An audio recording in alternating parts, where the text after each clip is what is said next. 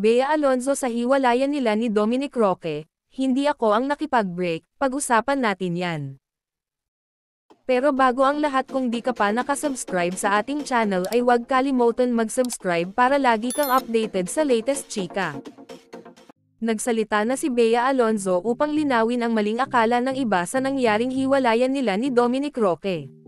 Sa panayam ni Nelson Canlas para sa GMA Integrated News, sinabi ni Bea na naapektuhan siya sa mga maling kwento na kumakalat tungkol sa kanyang buhay. Hindi ako ang nakipag-break, giit ni Bea, pero hindi na niya ito idinetalye. Let's leave it in the past. It's amicable. Okay naman kami. I think it will be disrespectful to the relationship and to the other person to talk about it, sabi pa ng aktres. It's a very sensitive topic. And gusto kong bigyang ng respeto at gusto kong iwan sa magandang paraan what we had, patuloy ni Bea.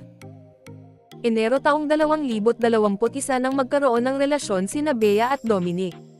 Naging engaged ang dalawa noong July 2023, at nakatakda sanang magpakasal ngayong taon. Pero nitong nakaraang Pebrero, inilahad ni Boy Abunda sa kanyang programang, Fast Talk with Boy Abunda, na naghiwalay na ang dalawa batay sa kanyang mga mapagkakatiwalaang sources. Hindi nagtagal, naglabas na rin ng opisyal na pahayag sina Bea at Dominic para kumpirmasyon na tinapos na nila ang kanilang engagement.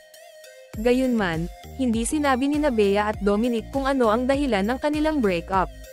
Bid-eyed na si Bea sa upcoming GMA Prime series, Widow's War, kasama si Carla Abellana.